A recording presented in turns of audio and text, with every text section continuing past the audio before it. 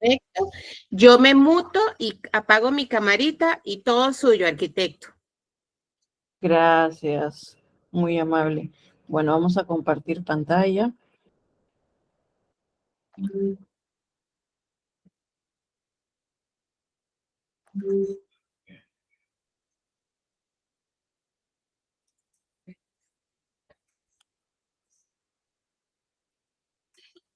A ver. Buenas tardes con todos. Un gusto compartir esta noche a nivel de los hermanos latinos. Me siento muy contenta. Justo cuando empezábamos a conversar con Nekari, estábamos hablando del clima, ¿no? Cómo está no afectando, sino desarrollándose en cada uno de nuestros países, ¿no? Así que vamos a ir hoy día viendo un poco sobre lo que es la gestión de proyectos con herramientas BIM, que muchos de los que están en la comunidad hemos visto que es una metodología de trabajo que hemos ido implementando, quizás empezando por la curiosidad, ¿no? Y luego ha ido evolucionando poco a poco como un tema, una herramienta, una necesidad, quizás no solo laboral, sino también de alguna manera parte de nuestra gestión personal, ¿no? Y yo creo que finalizando la última parte en la charla, vamos a interactuar un poquito sobre las diferentes preguntas que podamos tener, dudas, o incluso intercambio de experiencias, ¿no? Entre todos los presentes. Así que voy a darles la recomendación de mi parte. Vamos a ir pasando las diapositivas, vamos a estar conversando y si en algún momento alguien tiene alguna pregunta, una consulta, por favor, si gustan, levantan la manito o le escriben acá en el chat y con mucho gusto conversamos y respondemos la pregunta. Porque qué pasa que yo digo siempre las preguntas en tiempo real, porque a veces eso de dejarlas al último se pierde un poco la hilación, ¿no? Y el contexto a la PPT que estamos haciendo la referencia, ¿no? Así que, bueno, damos inicio, chicos. Entonces, bueno, me presento, soy la arquitecta Grace Galloso, especialista hospitalaria, me dedico mucho a la gestión de proyectos en las diferentes fases, ¿no? Desde el diseño, la ejecución, el mantenimiento y operatividad de los establecimientos de salud, ¿no? Los establecimientos de salud principalmente me encantan porque son establecimientos o edificaciones u obras de alta complejidad que son de las muy pocas que llevan todas las especialidades, ¿no? Dentro de lo que viene a ser lo típico, lo cotidiano es encontrar estructuras, arquitectura, sanitarias y eléctricas, ¿no? Y ahí queda, pues porque son las especificaciones básicas que tenemos en las diferentes obras, pero la alta complejidad que tenemos, mecánicas, climatización, ascensores, gases medicinales, ya vamos a una implementación de especialidades mucho más avanzada, abarca muchas más tecnologías y eso creo que es lo mejor, es lo buenísimo. Bueno, ahora vamos a ver parte de la introducción de lo que les comentaba, que es que la arquitectura hospitalaria se centra en crear espacios, ¿no? Que garanticen la funcionalidad, el confort y sobre todo la seguridad de los pacientes y el personal médico, ¿no? No vamos a construir una edificación simplemente por construir, por entregar, porque lo que dijo en el planito está de manera física, no, tenemos que pensar en toda la vida útil. Entonces vamos a dividirlo en 4 partes, lo que es el concepto de la arquitectura hospitalaria, la complejidad que lleva, las especialidades que están dentro del MEP, la metodología y las herramientas, cómo vamos, la coordinación y el control del avance, de la evolución de nuestro proyecto y algunos casos de éxito que hemos podido ver de lo que son la parte de la metodología BIM. Entonces, la complejidad de los hospitales.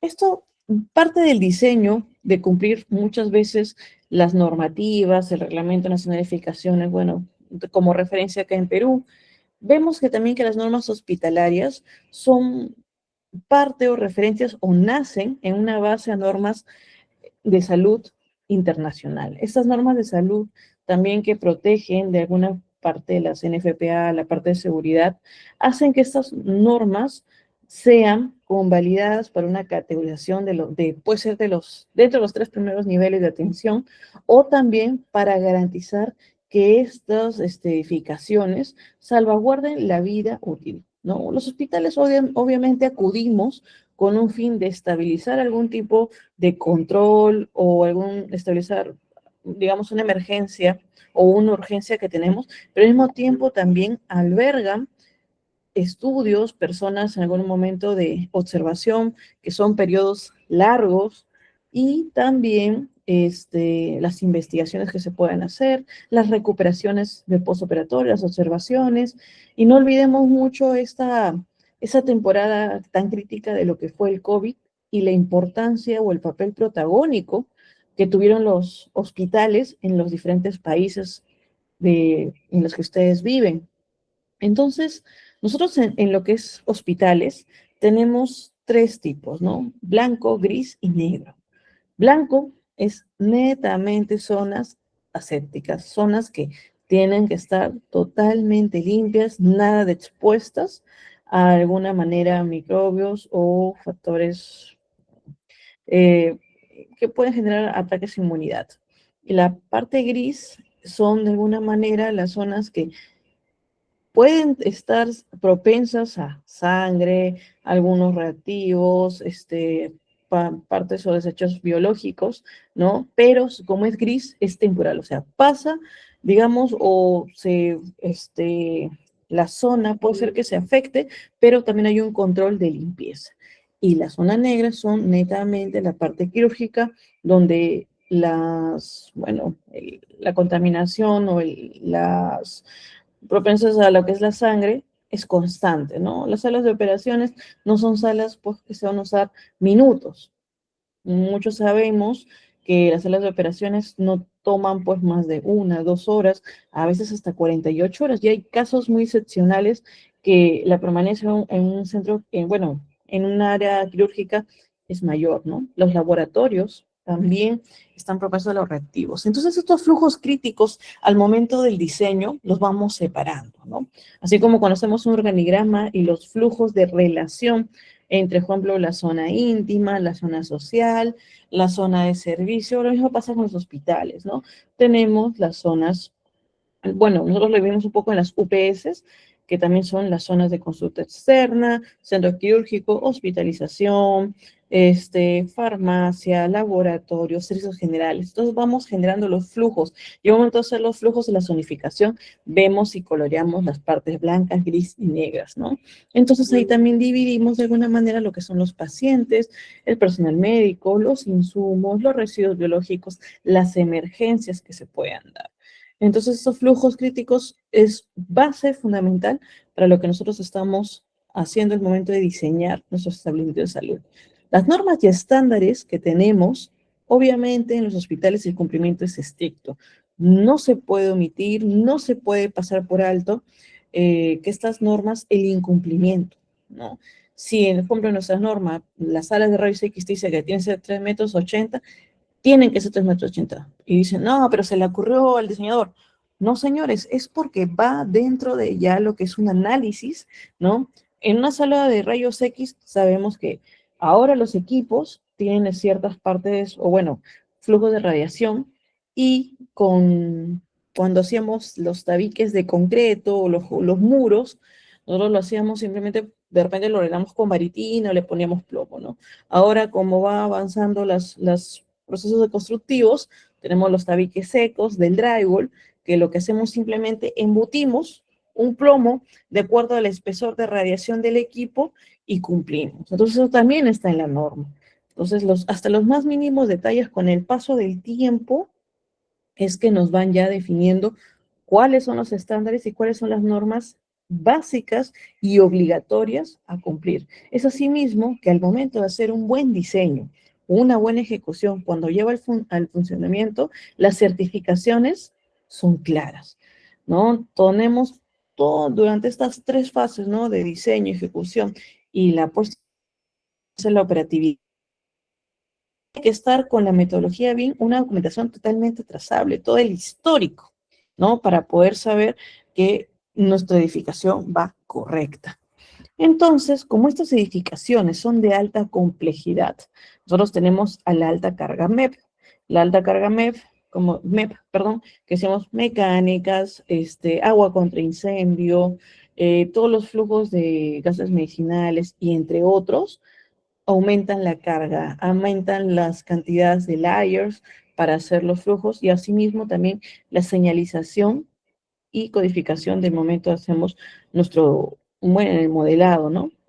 Esto que nos va a permitir verificar, ¿no? La parte de la compatibilización, ver que las especialidades realmente estén trabajando, que haya una fluidez correcta, que no haya una redundancia, ¿no? Y que obviamente se garantice la operatividad de estas especialidades.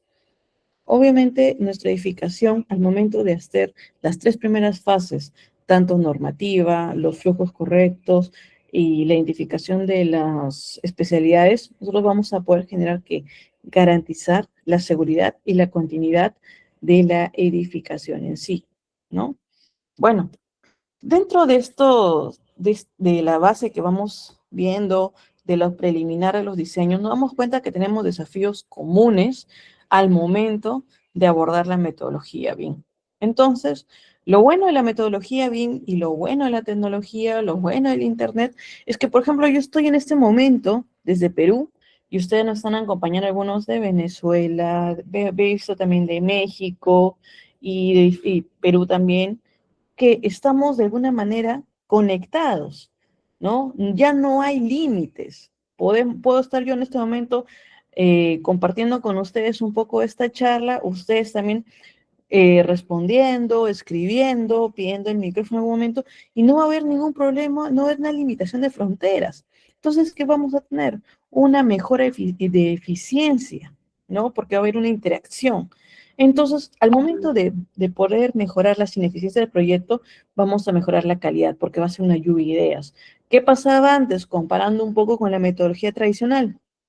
Por ejemplo, me daba, de repente, sin Necari, el proyecto, el diseño. Ya, arquitecto, usted diseña una, ¿para cuándo lo tendrá? Ya, hoy, digamos, es 22, ya. La segunda semana de febrero le entrego. Ya, arquitecto, me decía, ya. Yo diseñaba, trazaba todo, y luego que le entregaba a Necari, que es mi cliente, ella, digamos, lo dividía a los especialistas, ¿no? Al ingeniero civil, al ingeniero mecánico, al sanitario, ¿no? Y cada uno diseñaba por su lado. En ese momento de repente me llamaba y me decía, oye, arquitecto, en el eje A, con el eje 3.5, encuentro que hay un ducto, ¿lo puedo tomar? Bueno, tómalo, pues, ¿no? Para que haga tu pase de especialidades sanitarias, ¿no? Ya, arquitecta. Y avanzaba el ingeniero sanitario. Y el ingeniero mecánico de repente no me llamaba, porque de repente no tenía mi número, NC, y ese mismo ducto lo usaba él. Y al final, ¿qué había? Las dos especialidades, trabajan en el mismo punto y luego cuando regresaban de nuevo para una revisión general de que de repente alguien estaba contestando, encontraba que el mecánico y el sanitario usaban el mismo ducto, que encima de ese ducto lo habían anchado y no podía pasar, ¿no? Porque no puede pasar siempre sanitarias con desagüe pegadísimo en el mismo lugar. Habría que hacer un replanteo. ¿Y eso qué generaba? Más tiempo. Más tiempo es ser en tiempo ineficiente, ¿no? Y también ineficiencia en la comunicación, porque como no nos hablábamos, nos comunicábamos, el proyecto demoraba y demoraba más y ya no era acertada el avance, sino había retroceso. Entonces, ya hemos hablado que mejorar la comunicación y también al momento de que ahora con la tecnología, que nosotros vamos a estar conversando y de repente cada uno armando su modelo, que también la misma reglamento 20 dice que ya no puede haber limitación en los software, sino el software debe ser libre y con un entorno común de datos podríamos todos trabajar simultáneamente. No hay problema. Mitigamos los riesgos, mejoramos la seguridad, mejoramos la comunicación, mejoramos la eficiencia y trabajamos sin fronteras. Entonces, estos desafíos yo consideraría que han sido superados, ¿no? Entonces, parte de los usos claves del BIM, ¿no? Como el uso correcto de la gestión de datos, ¿no? Que nos estamos enfocando el día de hoy, es que en base a lo que ha sido el diseño, digamos que estamos en estos momentos con una coordinación adecuada del diseño, que estamos trabajando en paralelo una construcción virtual y estamos haciendo la programación del 4D, que estamos yendo no solamente un modelado de largo, ancho y altura, estamos yendo ya a la ejecución y la predisposición en el terreno. Entonces, ¿eso qué nos va a generar? Visualizaciones anticipadas. Antes, vamos a comparar de nuevo con la metodología tradicional, cuando yo hice mi planito, digamos, ponte, digamos que el hospital o una edificación X no nos va a tocar en 4 ejes, o sea, no va a ser un cuadrado, un rectángulo el terreno. Ponte que nos toca en espadas, ¿no? O que nos toque como una estrella y entra así. Necesitamos un topógrafo para que nos dé los puntos exactos, las coordenadas, dónde va a ser mi plano de ubicación, dónde voy a trabajar realmente en mi terreno y para que me diga los niveles del suelo, ¿no? Si hay desnivel, es plano. Entonces, yo antes, ¿qué hacía? Simulaba, me imaginaba, tenía una idea pues no exacta, quizás errada, de cómo iba a ser mi proyecto, ¿no? Entonces mucha gente antes que hacía, ah, caray, si mi terreno es estrella, voy a hacer un cuadrado dentro de la estrella, un rectángulo, y ahí voy a hacer mi edificio. Entonces te quedaba pues los vértices a las justas, ya incumplía mi norma que me dice que tiene que haber por lo menos unos 15 metros de distancia desde el perímetro, entonces ya estaba incumpliendo. Entonces yo decía, oh, no la hago, ¿no? Porque, o de repente trabajaba mi plano, avanzaba, avanzaba, avanzaba, y cuando llegaba el momento de la construcción, me llamaban arquitectos, ingenieros, su proyecto no es exacto. Tu proyecto es más grande que el terreno que me han dado. Entonces, trabajo perdido. No estoy haciéndolo correctamente. Entonces, al momento de tener estas visualizaciones anticipadas y ahora pues con todo el entorno, con todos los datos que podemos encontrar en redes, ¿qué hago? Hago con Google Maps, me apoyo un poquito antes también Google Earth, ponía mi proyecto, sacaba mis coordenadas, de repente mandaba mi drone, verifico, ¿no? Que estén coordenadas correctas, veo mis anchos, hago mi tratamiento paisajístico, defino mi proyecto, veo dónde van a estar de alguna manera, poder alimentar mi parte de sanitarias, hay un pozo, tengo, digamos, ya una zona saneada, tengo agua habilitada de la misma municipalidad, en hospitales tengo que ver dónde va a ser mi transformador eléctrico. Comienzo a analizar y ya es mucho más acertado que mi diseño encaje a la realidad y se puede ejecutar mi proyecto sin tardías.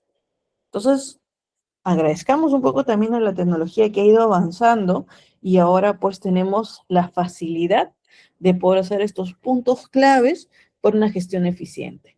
Entonces, cuando hablamos de una gestión eficiente con los proyectos, lo que mencionaba hace un momento, el uso del BIM, la previsualización, el prediseño, la coordinación, la gestión de la madurez, ¿no?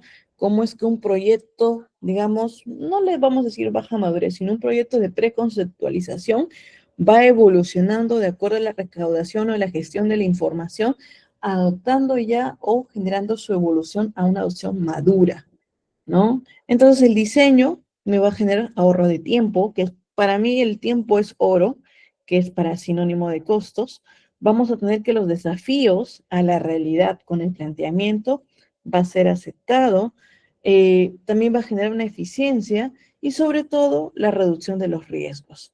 Ahora, en la parte inferior ustedes van a ver una sección de corte de, por ejemplo, es un falso cielo raso, que le hicimos nosotros con las baldosas, ¿no? Y los tabiques. Cuando hacíamos nuestros planitos, y esto es algo que yo siempre, soy que me gustan mucho las especialidades, no me dedico a cocinar, tener ya previo para el momento de hacer mis especialidades, es que nosotros tenemos que saber que a mayores especialidades, ¿no? Por lo menos en la circulación, en los pasadizos, vamos a tener que hacer una mayor altura de piso al fondo de losa para que todas las especialidades realmente alberguen. Entonces, antes solamente decían, ya le voy a dejar del fondo de losa a mi falso suelo raso 40 centímetros, suficiente. ¿Y qué era? Que la gente a veces pensaban pues solamente en los tubos de 3/4 de eléctricas que son así de chiquitos, luego en mis desagües de 6 pulgadas, 8 pulgadas, no, bueno, 6 pulgadas, ¿no? Ahí. ¿Y qué pasa? Se olvidan las dimensiones de los ductos HVAC.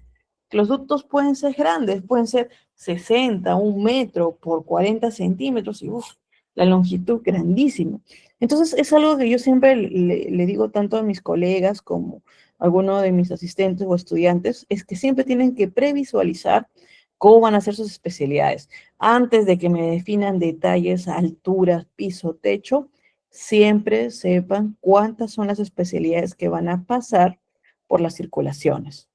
Entonces, ese es un pequeño consejo para lo que es la gestión de proyectos y sobre todo hacer una planificación adecuada y jamás dejen de hacer una coordinación fluida con todos los ingenieros, arquitectos, especialistas que están dentro de este proyecto.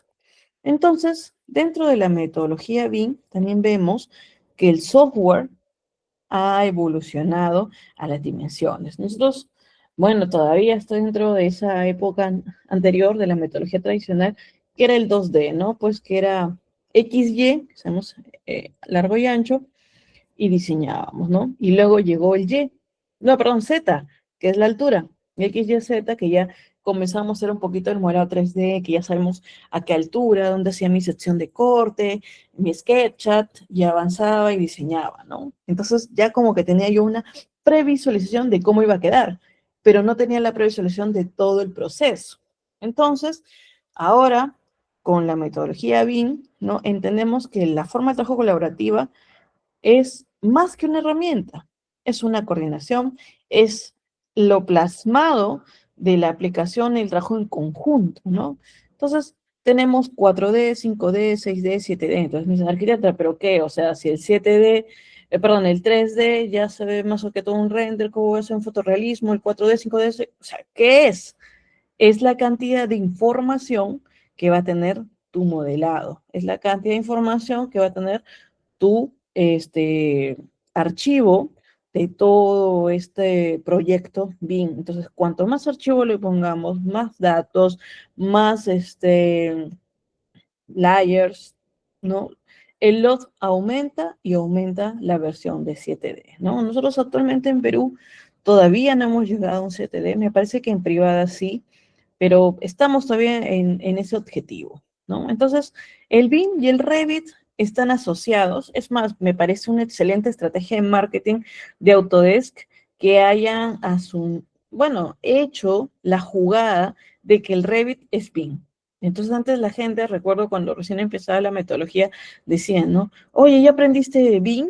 Sí, sí, ya saqué mi certificado de Autodesk. Y yo, pero Autodesk no es el único que te da certificación BIM.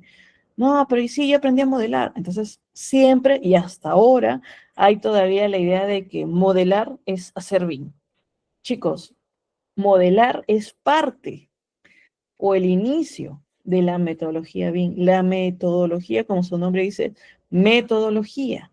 Entonces, nosotros vamos a aplicar el conocimiento, a aplicar de manera colaborativa y mientras vayamos sumando equipo, realmente esa metodología va a servir. Entonces, las dimensiones de la metodología son amplias. Los estándares son abiertos, ¿no? Con el IFC, como ya mencioné, el software no está limitado. El flujo de trabajo no tiene límites, ¿no? Entonces, nuestra información del Building Information Modeling siempre va a ser amplia, no tiene límites. Va a crecer, va a crecer, va a crecer. Y es más, ahora también con la implementación de la IA, la metodología BIM pues es imparable, ¿no? Tú le das los datos mínimos, los datos a los que tú quieres tener, le das bueno, puede crecer dentro de tu entorno común de datos y te va a lanzar 3 opciones y tú te quedas con la que más quieres. O sea, el BIM es, wow, no, con la inyección que tiene de la IA, pues es imparable, ¿ah? Bueno, vamos a hablar un poquito sobre la gobernanza BIM acá en Perú, ¿no? Sobre el ISO 19650 y el entorno común de datos. Actualmente en Perú, nuestro plan BIM Perú, hace un tiempo atrás, decía Te hablo pues a 5 años, ¿vale? En el 2020 nosotros empezamos fuerte con la metodología BIM cuando tuvimos los Juegos Panamericanos, ¿no? Que ahí empezó, que tenían que entregar estos proyectos de los Juegos Panamericanos, no solamente en Lima, sino en diferentes ciudades de Perú, y decían, oye, pero no nos podemos pasar de la fecha. Digamos, no recuerdo bien cuál es la fecha, pero digamos que fue 15 de julio. Tenemos que tener el 15 de julio, no hay un después. Si es antes, mejor. Dijeron, caray, entonces, ¿cómo podemos cumplir esa fecha? ¿Cómo podemos llegar a ese 15 de julio? Entonces dijeron, bueno, por ahí dijo, oye, hagámoslo con la metodología BIM que control, ya, tú ya, implementalo. Y recuerdo que pusieron de gerentes a alguien que no sabía ni siquiera usar el computador, ya, pero bueno, la intención es la que vale. Y trabajaban día y noche, 2 jornadas, madrugadas, oye, que como nunca se anticipaban la parte logística, se anticipaban a los estudios previos, hacían con tiempo las cosas, porque hay que reconocer a veces que la procrastinación, eso de ya lo voy a hacer, ya lo voy a hacer, es del día a día. Hasta yo en algún momento también he procrastinado un par de veces, pero era como que, wow, entregaron los panamericanos y entregaron, ni siquiera lo entregaron puntual, como que hubo 1 o 2 horas de desfase, pero la cosa es que lo entregaron. Hubieron algunas ciudades que sí no lo lograron porque no todos estaban concientizados. Entonces se dieron cuenta que puedes tener las herramientas, puedes tener el dinero, puedes tener todos los recursos, pero si tu personal técnico no está concientizado, no vas a lograr la meta. Entonces, esto involucra también un parte de un querer yo puedo como profesionales, ¿no?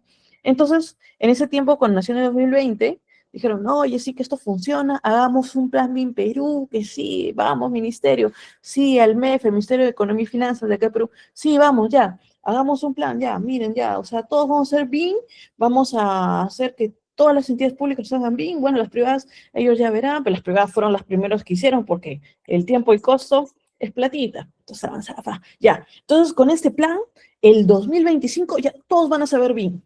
Dijeron, sí, sí, todos van a saber BIM. Chicos, 20, terminó, 21, por ahí, 2022, 21, 22, acá teníamos la RCC, la reconstrucción con cambios, que era por un tema de lluvias que tuvimos acá en Perú, pero de alguna manera generaron esta área y comenzaron a involucrarse con la metodología BIM. Hicieron colegios, hicieron algunos hospitales. Para ser sincera, no podría considerarlos casos exitosos porque no solamente les faltó los recursos, la implementación, sino que el tiempo les jugó un poco en contra. Entonces, hubo adicionales, no se mapeó todo en su totalidad, pero sí optimizaron bastante tiempo, porque a veces acá en Perú los hospitales, dices, ¿no? Calculas, ya, la construcción va a ser 3 años, y pues demora 9, o hay algunos que ni se entregan porque se acabó el presupuesto.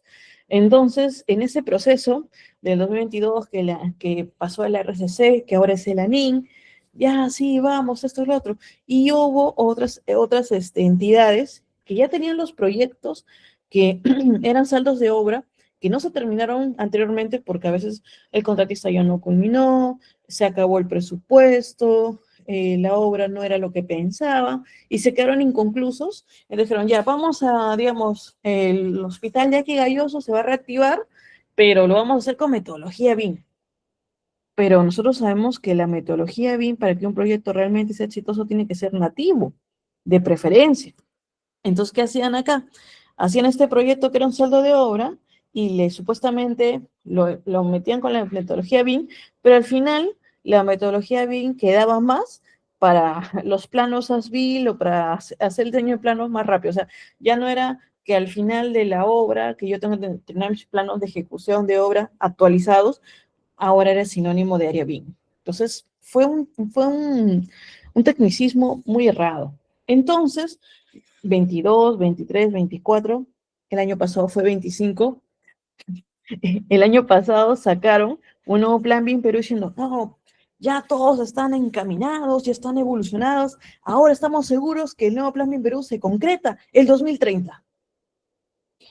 Bueno, espero que en el 2031 no esté dando una charla similar y les diga que nos dieron 5 años más, pero seamos muy, no sé, pensemos positivo y digamos que sí lo logramos de repente antes, ¿no? Entonces, Yo creo que al final ustedes sabrán como países hermanos que el BIM muchas veces es óptimo para las personas que quieres optimizar tus recursos.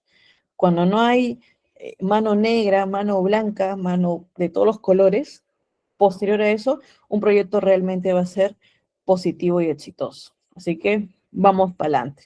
Entonces, dentro del ISO 19650, que es el estándar internacional, nos habla que la gestión de BIM es aplicable a los hospitales públicos en Perú por una mejora de transparencia y eficiencia, que es parte y el objetivo de la promoción del Plan BIM Perú.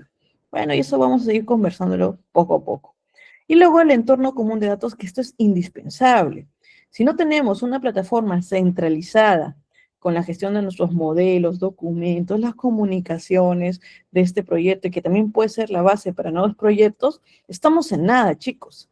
El entorno común de datos es como antes, cuando yo tenía bueno, aún manejo el AutoCAD, tenía mis bloques, ya tenía mis planitos ahí, mis preformas ahí, que simplemente lo que hacía es, sacaba y pum, lo adaptaba y queda. Un entorno de datos es algo similar, es una base de datos, es una biblioteca que nos va a permitir que todo lo que apliquemos en nuestro trabajo, en nuestra obra, nos va a servir, ¿no? Entonces, aplicando todo esto, aplicando todos los diseños que hemos visto anteriormente, ¿qué vamos a concluir?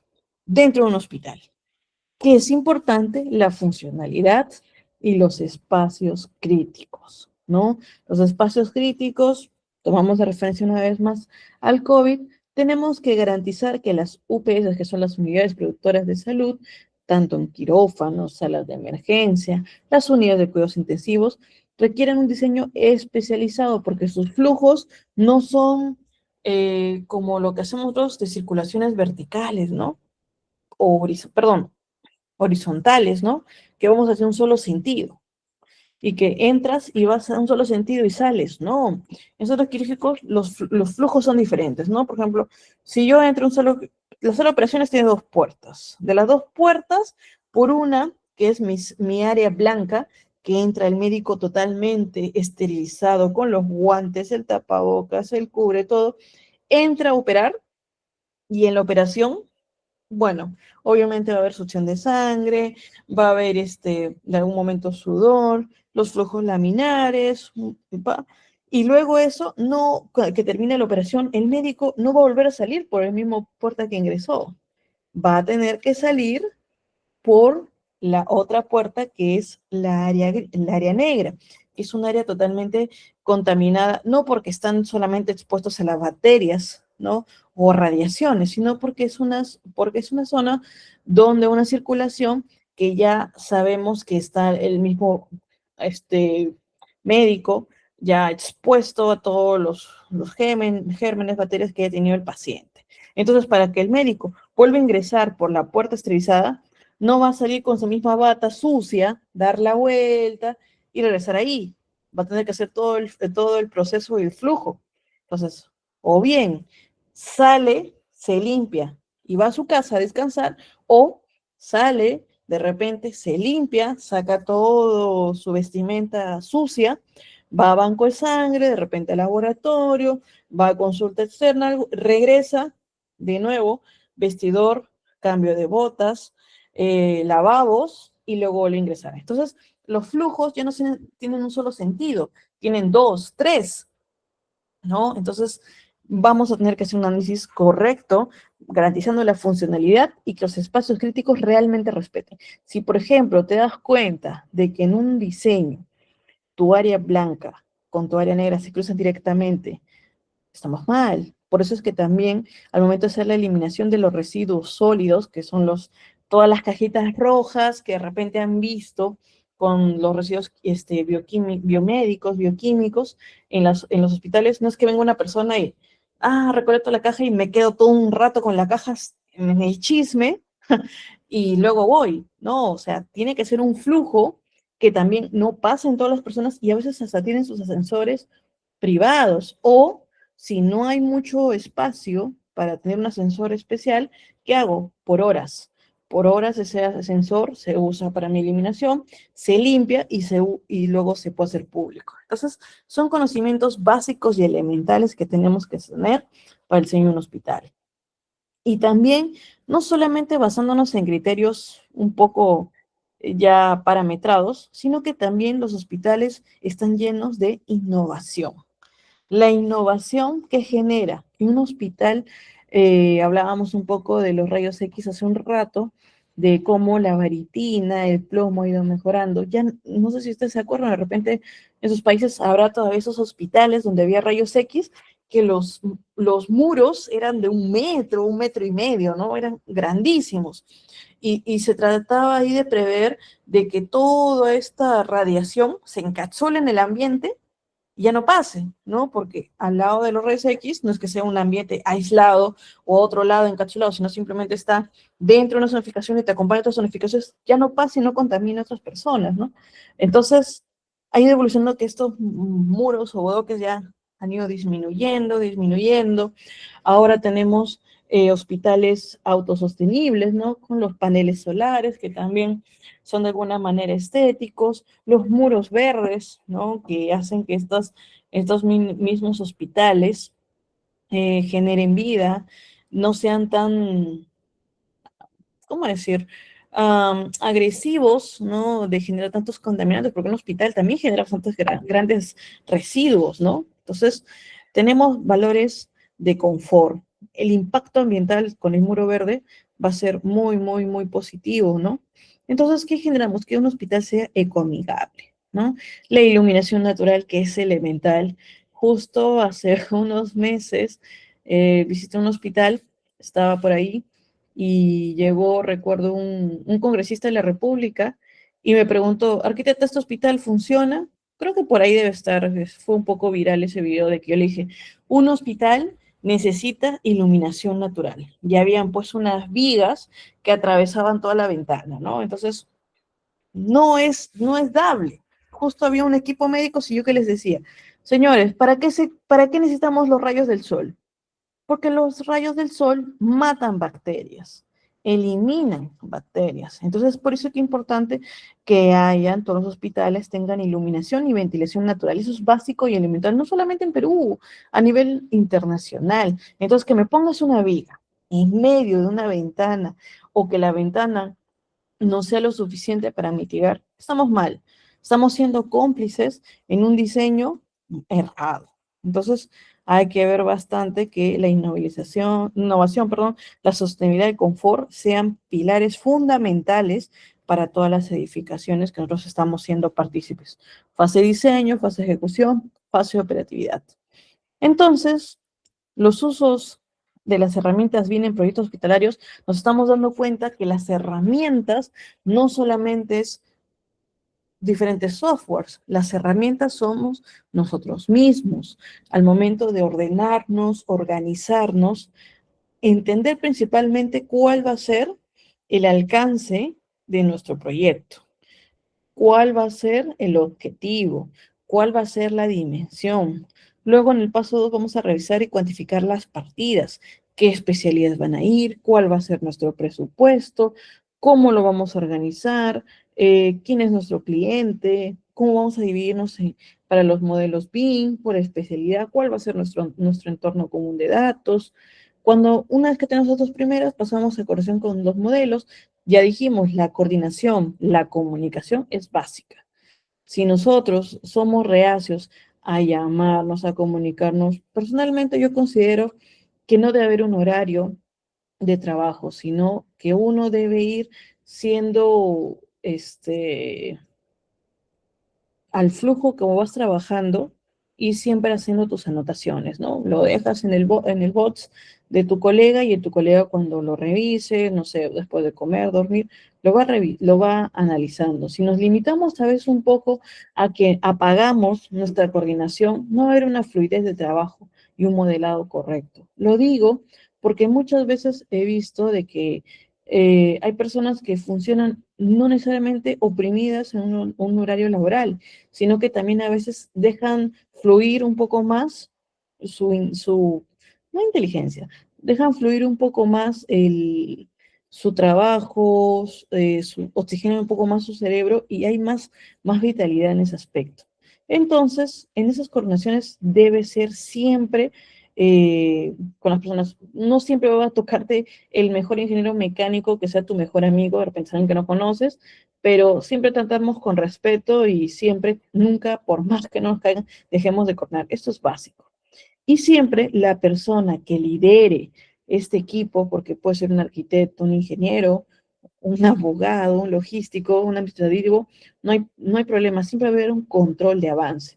En este control de avance siempre debemos ponernos metas de en la parte de arquitectura cuando entrega, la parte de mecánica, la parte sanitaria, cómo vamos con nuestras adquisiciones, nuestros calendarios de procura, cómo van los estudios previos. Este control de avance tiene que ir siempre por una persona que va a ir coordinando y trabajando en simultáneo. No solamente decir, oye, tienes que hacerlo el viernes, si me lo haces, me lo haces. Se supone que si hay un control de avance, hay una planificación y de alguna manera u otra esta persona que va a liderar tiene que tener la capacidad de leer bueno, entender un poco a la persona y saber cuáles son los rendimientos de cada quien. Puede ser que hay una persona que se demora un poco más, pero lo hace bien. Puede ser otro que lo hace rapidísimo y lo hace mal. Entonces, tenemos que estar siempre al tanto y estar siempre haciendo el control y avance de los equipos. Entonces, de acuerdo a lo que les he mencionado, tenemos casos exitosos. Sí, en Perú, como les dije, personalmente no considero todavía un caso exitoso de por sí, pero analizando un poco fuera de hospitales, he visto que hay algunos proyectos que sí han sido muy buenos, principalmente trabajados por el Ministerio del Interior, nosotros acá en Perú, ¿no? Que es un hospital de la Policía Nacional del Perú, que ha sido muy interesante. Lo está analizando, lastimosamente no he estado en ese proyecto, pero yo lo veo muy, muy importante, así que ahí vamos, chicos, a mostrarles este proyecto. Este es el Hospital Nacional de Luis Sáenz. Este es un complejo hospitalario de la Policía Nacional del Perú que está comprendido por 6 edificaciones, perdón, 6 niveles, 4 sótanos, 2 bloques de estacionamientos, ¿no? Tiene, me parece que es un nivel, no, es un nivel 3, porque tiene centro quirúrgico, centro obstétrico, hospitalización, UCI, emergencia, y la infraestructura tiene una capacidad, 602 estacionamientos y un helipuerto. Bueno, les comento yo que en el 2014 participé en el Hospital de Alta Complejidad de la Libertad, y ese era un nivel 3 especializado. Hago un paréntesis de esto porque en ese tiempo, en el 2014, hicimos bastantes, con Esalud, que es una entidad de acá que ve la beneficencia de salud acá en Perú. Pues, se propuso en el helipuerto, hicimos 6 salas quirúrgicas, es muy grande, es el más grande a nivel del norte. Pero ¿qué pasa? Ese helipuerto no se usó. Una vez cuando vino el Papa, creo en el 2019, creo, fue la primera y única vez que lo usaron, porque llegó su helicóptero, aterrizó en el hospital y pues participó por todo Trujillo en ese tiempo. Pero después no se volvió a usar. Entonces, ahorita ver en el Hospital Nacional, la Policía Nacional del Perú, que hay un helipuerto me parece genial, porque obviamente la policía sí tiene su propio helipuerto, su propio helicóptero, entonces los puede evacuar mucho más rápido. Una anécdota también es que acá en la selva del Perú no hay hospitales grandes. En la selva del Perú, la que colinda con Brasil, tenemos pues el Amazonas, y pues ir de un lado a otro es muy, muy, muy difícil. Muchas veces la gente en las balsas, en las chalupas, mueren porque no llegan a tiempo a que puedan estabilizarlos, y a veces los centros de salud que hay ahí no tienen la capacidad. Entonces, es un problema un poquito triste. Bueno, no es un poquito, es muy triste, porque lamentablemente esa población es ajeno a poder tener una infraestructura de salud adecuada, ¿no? Mientras que hay otros que sí tienen helipuertos y bueno, cada quien puede dentro de sus posibilidades. Bueno, volvemos al Hospital Nacional Sáenz. Entonces, Aquí, justo investigando, encontré 4 retos. El primer reto, las interferencias y la incompatibilidad de información entre los recorridos de los sistemas MEP y sus respectivos equipos. Entonces aquí vemos que las interferencias o las incompatibilidades para ellos fue muy complejo porque es muy posible que ellos estaban recién en la adopción BIM, ¿no? En el reto 2, la falta de entendimiento por parte del área usuaria sobre los alcances del proyecto. Obviamente los policías o usuarios eh, no son médicos, no son arquitectos, no son ingenieros, entonces es posible que también en algunos casos nos haya tocado un cliente que diga, ah, ya, quiero en una playa donde el suelo es arena, quiero un edificio de 15 pisos y el estacionamiento arriba, en la cúpula. Oye, si es el terreno, es arena, o sea, sabemos que se va a hundir. Entonces vamos a tener que gastar bastante en las bases. Eso es porque obviamente el usuario desconoce, ¿no? Cuáles son los costos, desconoce la realidad de los costos de cómo nos va a costar hacer todo este cálculo, ¿no? O este diseño. Bueno, pero eso, eso creo, el reto 2 creo que nos va a pasar siempre a todos. Es parte de una limitante del área usuario, ¿no? Bueno, el reto 3. La documentación presentada en proyectos similares presentaba incoherencia, planos distaban de metrados, presiones técnicas. Yo creo que hablaban un poco de la metodología tradicional, ¿no? Que nos ha pasado muchas veces que el planito de arquitectura no conversaba con el planito de eléctricas, o que el metrado, se olvidaron de un metrado, o que el metrado fue sobredimensionado, o que la especificación a la que hablaban no era acorde a lo que están los detalles. Metodología tradicional. Y el reto 4. Información entregada a la Policía Nacional de Perú para operaciones de mantenimiento no era fiable y poco amigable para estar al activo en esta etapa. Entonces eso implica que usaron equipos que ya tenían, o sea, han reutilizado, no todo ha sido una inversión nueva. Bueno, también nos va a pasar que en algunos hospitales la gente diga, ¿no?, que está dentro de la vigencia tecnológica y quieren reutilizarse. Es válido. Y bueno, dice, ¿cuáles fueron los usos BIM seleccionados para hacer frente a los 4 desafíos claves? 1. Detección de interferencias. Se hicieron detecciones de interferencias durante las sesiones de ICE usando programas de corrección BIM 3D, ¿ya? Y la visualización 3D. Obviamente la visualización 3D va a ayudar bastante a profesionales que bueno, no dominen la visualización, ¿no? Porque eso es también cuando hacíamos los proyectos 2D para el cliente, pues como que no lo entendía, ¿no? Entonces era más fácil hacer en SketchUp cómo era tu distribución y la gente decía, ah, ok, ah, esa es la cama. Ah, por ejemplo, sabemos que el bloque es referencia a algo, ¿no? Bloque con 2 rayitas, la línea, 2 rayitas punteadas discontinuas, ventana alta. Una persona va a decir, es eso, son líneas, ¿no? Entonces, la visual en 3D siempre va a ayudar. La generación de planos desde los modelos BIM, o sea, hicieron que en este caso el BIM sea nativo, ¿no? Que nazca. Y modelamiento as built, que es estar recopilando información de campo para colocar información relevante del modelo BIM que se vio en la operación mantenimiento. O sea, hicieron más que todo un levantamiento en campo, compatibilizando la información que tenían con información nueva para que sea congruente la realidad con el diseño que estaban haciendo. Usaron muy bien las herramientas, ¿no? Entonces, acá vemos ya que las interferencias MEP, ¿no? Acá vemos, a ver, rociadores, ¿no? De agua contra incendio, las líneas rojas, las verdes, HVAC, las luminarias, ¿no? Las bandejas eléctricas, ¿no? Y estamos viendo ahí cómo se cruzaban, ¿no? Acá dice, se hicieron cruces entre los sistemas de las especialidades del proyecto. Se llevó un control de interferencias y su estatus y se tomaban decisiones gracias a que se veían los problemas. Obviamente, al momento de ver las interferencias, uno de los especialistas tiene que ceder. Muchas veces ha pasado, incluso ustedes, de que estamos en una reunión y dicen, oye, eléctricas, tienes que reubicarte 40 centímetros arriba, un costado, para que pase el MEC. No, pero ¿por qué? ¿Por qué no se va el sanitario? O viceversa. O el sanitario dice, no, yo no me quiero mover, que se mueva el eléctrico. Chicos, hay que tener en cuenta, por ejemplo, a ver, no sé ustedes si coinciden conmigo y me gustaría que lo escriban. Cuando estamos en alguna manera en un proyecto donde yo ya hice mi cálculo de agua contra incendio, que yo sé que son de alguna manera giros, radios, ¿no? Que obedezco, o hago mi cálculo de longitudes, y yo de un momento a otro, porque el HVAC no se quiere mover, yo mi longitud la amplío para que calce el HVAC. ¿No es más fácil mover el HVAC? ¿Cuál creen ustedes que tiene la,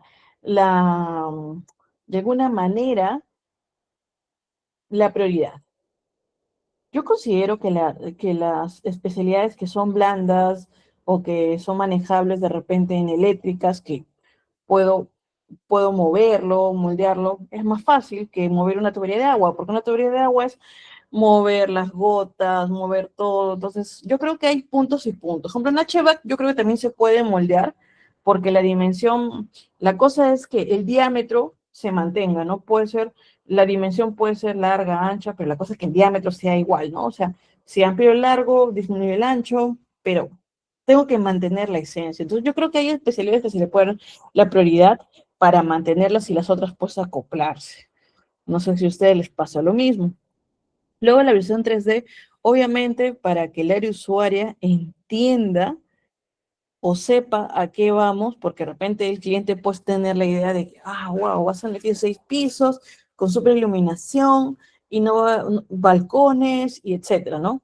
Pero ¿qué pasa? De repente la estructural dice, oye, no va a haber balcones porque voy a meter un par de placas y te voy a modelar tu diseño, ¿no? Entonces, ya no es como el cliente pensaba, ¿no? Va cambiando, porque va cambiando de acuerdo a la necesidad y congruencia de cada especialidad. Entonces, obviamente, la versión 3D siempre va a hacer que sea entendible, amigable y que el mismo usuario tenga ya la previsualización de cómo va a quedar su proyecto.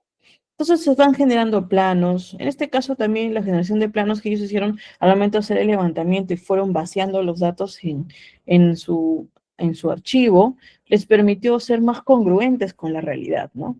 Acá nosotros en algunos casos ha sido como que el área BIM hacía prácticamente los planos as-built, ¿no?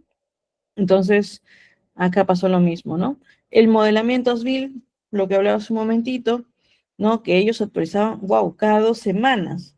En algunos casos actualizan los planos ASBIL 2 meses antes que termine la obra, ¿no? Pocos realmente llevan la actualización del proyecto en tiempo real, ¿no? Pero lo importante es que hubieron resultados, ¿no? Conclusiones. Dice que de lo identificado se evitaron errores en campo, se entendió mejor el proyecto, se entregaron planos compatibilizados, se espera operar con información desde el modelo BIM. Esto va a ser interesante porque el momento de hacer mi modelado BIM en el diseño, en la ejecución, va a permitir de alguna manera que yo tenga la operatividad de este proyecto para automatizarlo al momento del funcionamiento. Cuando yo lo automatizo, ahora con tantos proyectos, bueno, ventajas que hay, o los apoyos inteligentes, va a permitir que mi software, conectado de repente al jefe médico del área de mantenimiento, diga un BIP, ¿no? Programación, de repente, mantenimiento, tomógrafo, el 15 de febrero, aviso de un mes antes, ¿no? Para que ya vayan llamando, separando. Después otra automatización, ¿no? Farmacia, se malogró la luminaria A2, cambiar o poner, ¿no? Luminaria A3, parpadea. Entonces, vas automatizando y ya no va a estar yendo una persona de manera manual a ver, el foquito funciona, el tomógrafo, uy, me pasé la fecha. Entonces, esto nos va a permitir trabajar mucho mejor. Yo la verdad considero que la metodología BIM nos ayuda a prevenir no solamente antes de la ejecución, sino también prevenir la conservación y el mantenimiento de nuestros equipos y nuestra edificación en sí. Y bueno, viendo otro ejemplo, es el Hospital Universitario de La Paz, ¿no? Esto fue en Madrid, que es un centro de referencia mundial que aplica la metodología BIM para la gestión integral de su complejidad, ¿no? Este diseño, similar a lo que vimos hace un momento de la Policía Nacional del Perú, ellos lo que hicieron es que en esta remodelación también tomaron datos, llenaron todo su modelado en la fase previa de cómo encontraron la edificación, cómo encontraron de alguna manera conectar las instalaciones existentes a las nuevas, o en algunos casos también generar una nueva instalación, una operatividad aparte. Cuando hablamos de operatividad aparte indica que la alimentación o el flujo de agua, la parte eléctrica, va a ser independiente de la anterior. Y eso me parece genial.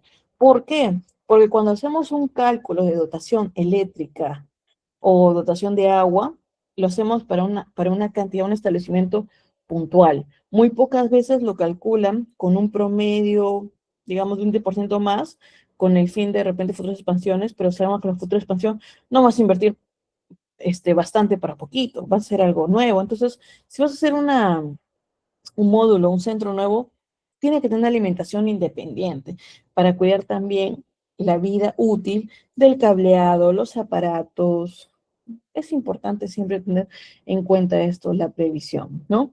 Entonces vemos que ahí, en este Hospital Universitario de La Paz, coordinaron bastante los sistemas complejos, en sí ayudaron a que el ciclo de vida de este hospital universitario fuera realmente útil, y lo mejor de todo es que se hizo en el tiempo planificado, ¿no?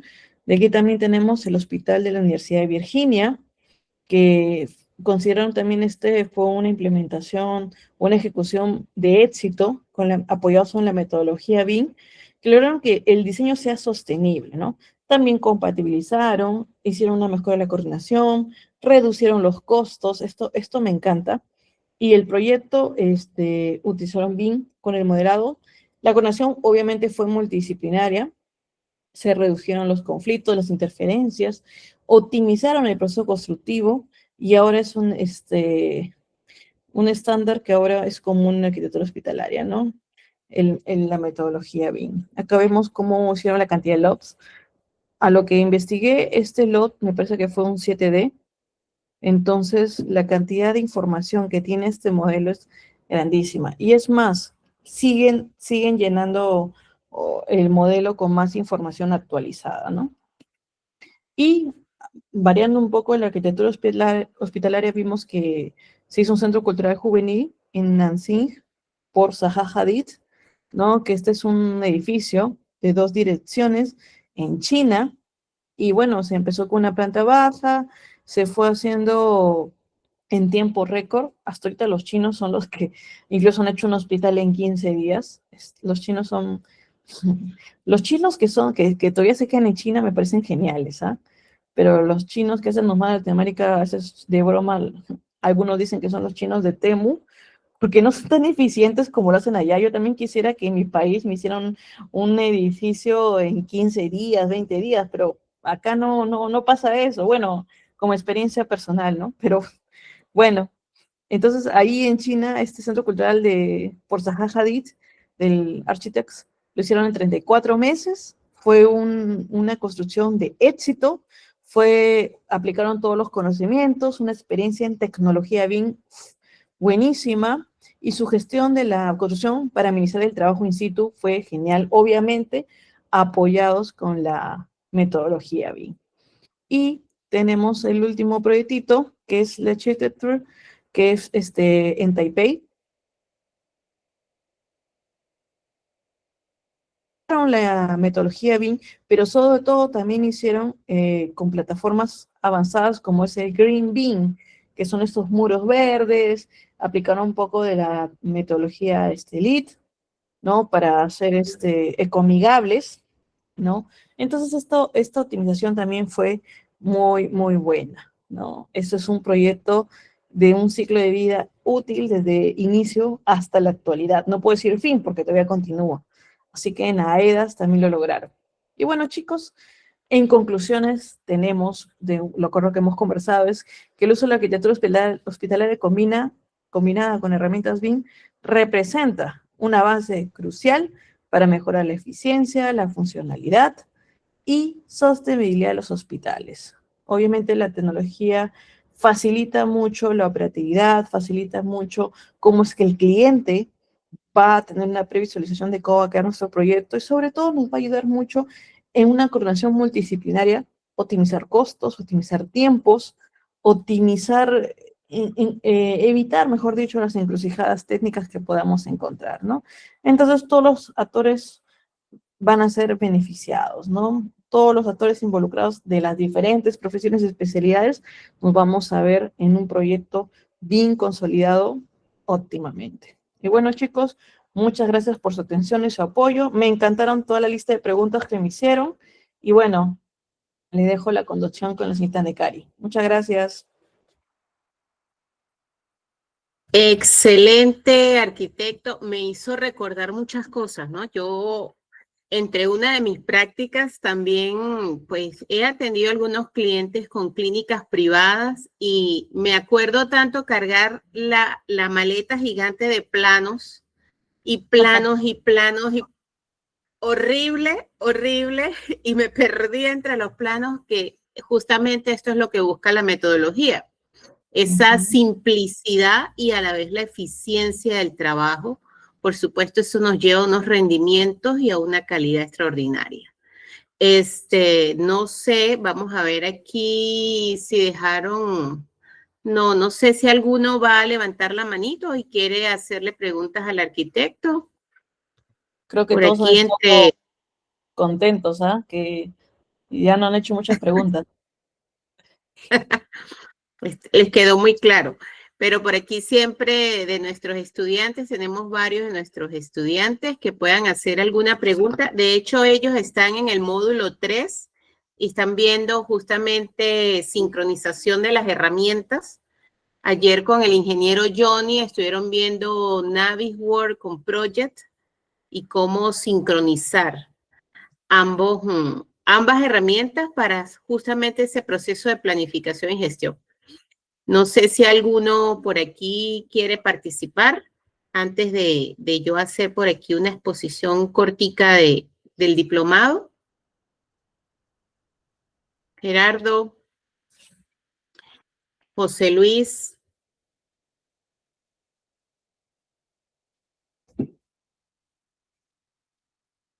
Bien, por aquí puso el microfonito.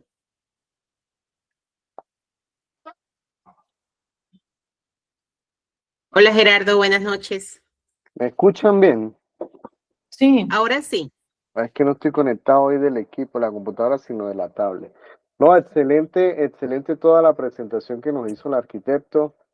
Me hizo recordar mucho también la presentación que tuvimos de la ingeniero, ay, me olvida el nombre, ya la de Caracas, que también es Carialis Rojas. Cariales, que tienen, pero esto es más amplio, ¿no? Esto ya son hospitales, ¿no? O sea, son edificaciones de mayor envergadura.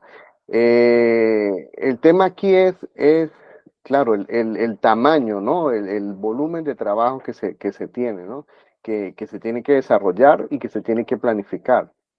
Pero me crea una duda es cómo se comparte la información con el equipo de obra, ¿no? Cómo en obra, o sea, evitar eso lo que tú comentabas, Necari, de llevar un maletín de planos, o sea, a cierto tiempo se van actualizando los planos, se va la digitalización, se va al entorno común de datos, se lleva toda la información, pero ¿cómo en obra visualizan eso? ¿Hay pantalla, o una tablet, o se manda a imprimir? ¿Cómo es el tema del trabajo en obra con toda la información que se comparte en el entorno común de datos? Vale, mira, en esos casos, lo que hacemos nosotros ahora es, los que pueden ir con la tablet, con el iPad o con el mismo móvil, lo pueden hacer, ¿no? Obviamente nosotros acá tenemos ingenieros de producción, quienes ellos tienen acceso al mismo modelo, ¿no? Y todos los especialistas, ¿no? En campo, hasta los maestros de obra tienen accesos a este modelo y pues pueden ir viendo cómo va a poder compatibilizando e ir avanzando. Algunos todavía también impiden que se les imprima sus planitos.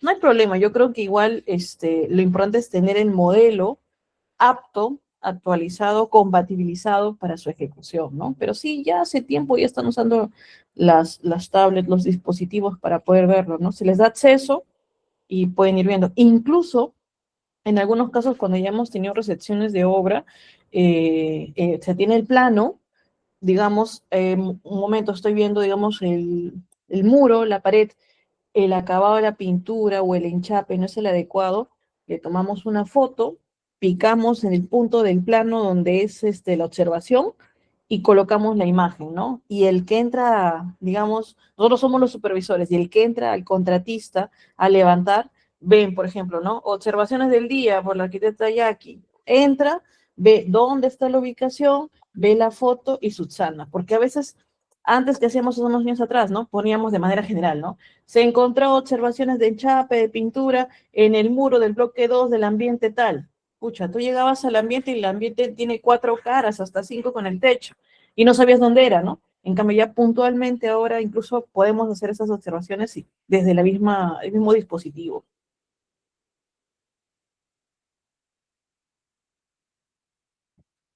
Igualito como lo estamos haciendo aquí, Gerardo.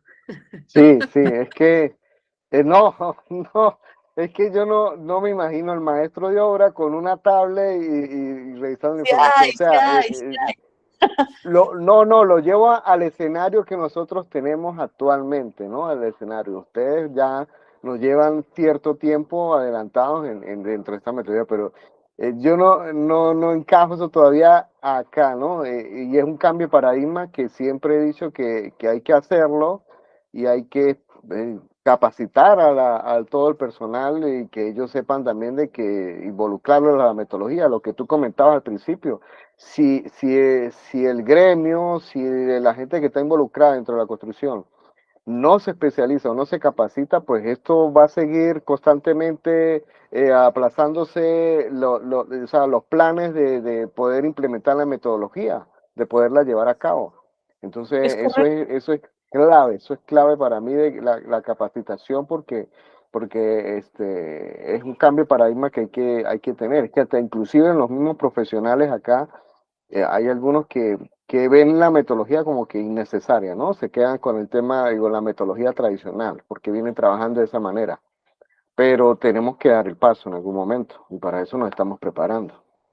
Bueno, Claro, agradecidos por toda la información, de verdad.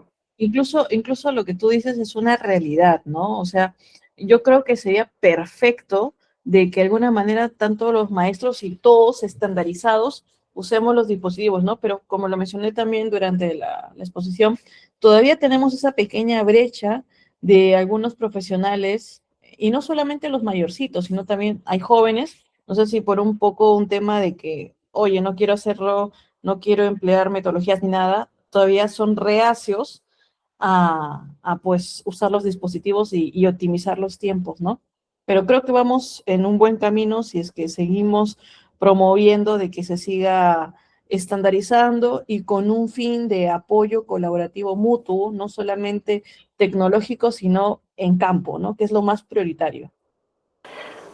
No, y es que el ejemplo nos pueden dar ustedes, los resultados, porque ustedes, o sea, pueden decir si funciona o no funciona la metodología y nos los están diciendo. Ya todas las exposiciones que hemos tenido, la mayoría de personas nos dicen, funciona, rentabiliza los tiempos, los costos, la planificación, el proceso, todo estandarizado. Vamos a tener un mejor resultado. Pues bueno, vamos a aplicarlo porque en verdad funciona. No vamos a estar perdiendo otra vez tiempo, costos, mano de obra, o sea, los tiempos se alargan, o sea, ¿vamos a seguir en eso? No, vamos a buscar, en verdad, aplicar la metodología que en verdad está funcionando. Sí, en algún momento va a tener sus falencias o sus fallas, pero para eso es la misma metodología. También hay manera de poder evaluar y poder mejorar en futuras aplicaciones en otros trabajos, en otros proyectos. Así es. Gracias, Gerardo. De hecho, Gerardo, tú junto conmigo, Gerardo es docente de la universidad, forma parte del equipo que se está formando en la UNED, la Universidad Nacional Experimental del Táchira, y justamente pues estamos sacando a la comunidad una serie de cursos, un total de 17 cursos, y dentro de esos cursos hay uno interesante que se llama Lectura e Interpretación de Planos. Y ese Excelente. curso está dirigido a los maestros de obra, dirigido justamente a ese grupo, a ese gremio que para nosotros es vital. y es Claro. llevarlos justamente, hacerles ese cambio, ese pase de paradigma, que rompan esas barreras para que, oye, puedan ya de forma más profesional, integrarse a equipos multidisciplinarios. O sea, nosotros pues estamos desde la academia intentando integrar no solo pues el ingeniero, el arquitecto, sino también de darle fortalezas a ese gremio que para nosotros es vital, porque nosotros podemos hacer ese proyecto excelente en esa nube, ese modelado, lo corremos completo, ajá, y los que están en obra, ¿qué hacemos con nuestra gente en obra? Entonces, bueno, estamos sacando ese curso, de hecho sale presencial y sale virtual, o sea que va a estar abierto para quienes pues puedan accesar de cualquier parte con el habla, obviamente el castellano, pero salen las dos modalidades. Uno lo va a dictar el arquitecto Juan Carlos, docente también de nosotros y del equipo que trabaja justamente con Gerardito. Y también el arquitecto Luis, que a veces ha compartido con nosotros. Él fue docente de la UNED, pero está en Estados Unidos y va a dar la formación online, o sea que esperamos que ya para marzo esté disponible. Excelente. ¿Alguien más que tenga algunas preguntas que puedan por aquí aprovechar? Y bueno, recordarles para aquellos que no son no están como nosotros, no están dentro de la formación del diplomado, estas masterclass justamente son parte de ese alimento que nosotros le damos a nuestros muchachos de los diplomados todos los jueves y que abrimos a nuestra comunidad. Pero pues la segunda corte del diplomado está ahorita en inscripciones, iniciamos a partir del 10 de febrero. Cualquier información nos pueden escribir por los grupos, me pueden escribir a mí personalmente, cualquier información también por la página de la universidad, información permanente, se está en inscripciones para ese diplomado BIM, Planificación y Gestión Integral en Proyectos de Construcción, todo lo que es arquitectura, ingeniería y todo lo que es el área de construcción. Ya los muchachos, pues hay unos que van avanzaditos y esperamos este año sacar por lo menos las 2 primeras cortes. Y ahí vamos, arquitectos. La idea de esto es, pues nosotros tenemos mucho que hacer, tenemos mucha tarea. Usted habló de su plan Perú. Nosotros, bueno, también estamos trabajando en el plan, esperamos en nuestro plan Venezuela. Y bueno, todas estas charlas es súper valioso. Agradecemos muchísimo su participación, su ganas de mostrarnos cómo lo están haciendo, cómo desde nuestra profesionalidad y desde cada una de las diferentes disciplinas, pues participamos en equipos multidisciplinarios. Y bueno, súper agradecida. Si tienen alguna pregunta, pues el resto lo pueden dejar por el grupo de la comunidad BI. Y esperamos en otra oportunidad traerle, arquitecto. Con gusto. Igual, la agradezco mucho, Necari, por la invitación. Alexandrita también, un fuerte abrazo, amiga. Y bueno, muchos éxitos también para ustedes, colegas. Hay unas preguntas por el chat, creo. Ajá, que hay unas. Si quieres, la lees tú, Gerardo, por favor.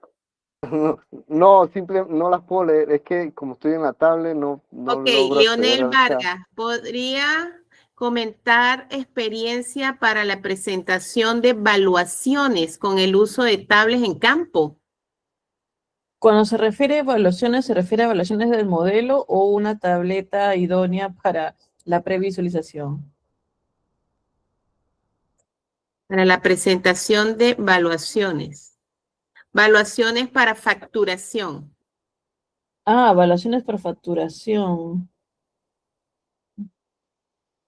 Evaluaciones. Ah, a ustedes a nosotros creo que le hicimos nosotros valorizaciones mensuales de avances de obra. Creo que de repente puede ser eso. Ajá, sí. Correcto. Ya. Sí. Nosotros lo que hacemos, por ejemplo, en el modelo, a ver, no sé si lo tengo acá. A ver, dame un minuto. En el modelo siempre hay una parte de alguna manera, el modelo en bruto, ¿no? Toda la edificación, y lo vamos segmentando por colores, cómo va avanzando, ¿no? Por ejemplo, si, digamos, en la primera fase que se van poniendo los cimientos, las bases de la edificación, y luego se van poniendo los tabiques, nosotros tenemos planos de detalles, ¿no? En estos planos de detalles empezamos como la parte tradicional, ¿no? Los cimientos. El cimiento va a gris todo, y luego, conforme va avanzando, se va coloreando. Y ese color también, de alguna manera, calcula el volumen y las partidas de los avances de obra para poder valorizar, facturar y cobrar. Entonces, cada especialista, en este caso, digamos, los ingenieros civiles, hacen las bases, van coloreando con su especialista, que hace, en este caso, nosotros tenemos al especialista de metrados y costos, ¿no? Que él va coloreando y sacando el volumen con los metrados y colocando, por ejemplo, si nos pagan por 100 metros y yo hice 20 metros, sale el metrado avanzado, valorizado por mes, el costo y me sale la facturación. Y el supervisor de obra lo que hace es revisar si lo que han coloreado, lo que están poniendo el metrado, es congruente o es lo que está en campo, ¿no? Y así poco a poco se va avanzando por especialidad, ¿no? Las especiales también en luminarias, por ejemplo, eléctricas, van coloreando para que yo sepa, por ejemplo, presento una evolución el nuevo mes, ¿no? Y por ahí como le decimos un pillo, un chistoso, quiere volver a facturar o valorizar esa luminaria, ya tenemos referencia el mes pasado, que ya está coloreada, entonces no se puede volver a facturar para que se evite la duplicidad o, como dicen algunos casos, la proyección de valorización. Entonces, con eso ya cada mes yo voy teniendo un color y voy teniendo el avance, digamos, mi metrado contractual, mi metrado valorizado, acumulado hasta el mes pasado y mi metrado actual. Entonces, así lo voy segmentando en 3 fases para que yo puedan diferenciar qué me pagaron y qué aún no me han pagado. Creo que esa sería. Sí, correcto, estupendo. Por aquí, Hugo nos pregunta, ¿cuántos meses se tardaría en diseñar un hospital en BIM, en su experiencia? Yo pienso como que la comparación, en cuánto tiempo lo construían tradicionalmente y cuánto ha mejorado. Mira, tradicionalmente, algunos casos con revisiones, revaluaciones demoraban un año, ¿ya? Pero en algunos casos, cuando hemos hecho, bueno, que yo he participado en proyectos BIM desde que están haciendo la RCC, a los 5 meses ya se podía ir avanzando el hospital, o un prediseño, un anteproyecto que le decimos, y se puede ir ejecutando. Y lógicamente, conforme yo iba recopilando mi información in situ y actualizaba mi modelo, yo podía ir generando mi proyecto a paralelo, ¿no? Y pues me podía demorar, haciéndolo bien en BIM, 9 meses. Para hacerlo idóneo, 9 meses.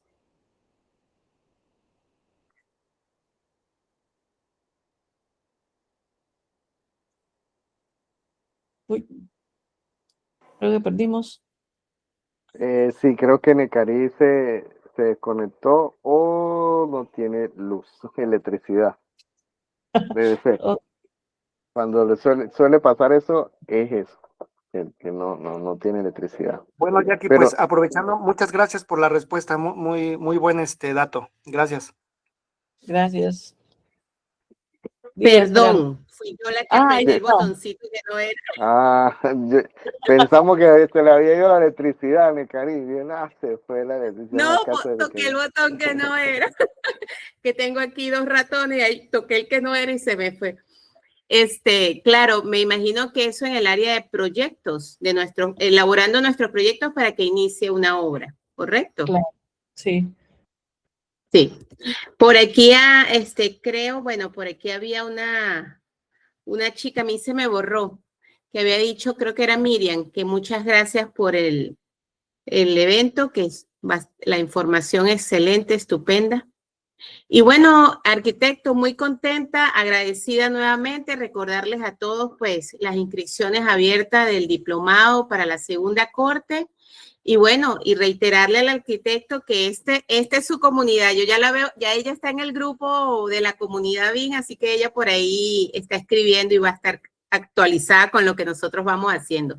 La próxima semana tendremos al ingeniero, no me acuerdo, Reinaldo Rodríguez, y él es especialista en la metodología Lean. Entonces, Excelente. Súper, excelente. Entonces vamos a la próxima semana, pues nuestro nuevo invitado nos va a hablar de una metodología hermana y prima de la metodología BIM y que en muchos casos pues podemos trabajar en equipo. Entonces, bueno, voy a dejar de grabar y muchas gracias, arquitecto, nuevamente. Feliz noche para todos. Feliz noche para todos y muchas gracias por la invitación y nos vemos ahí en el chat de la comunidad. Abrazos a todos. Chao.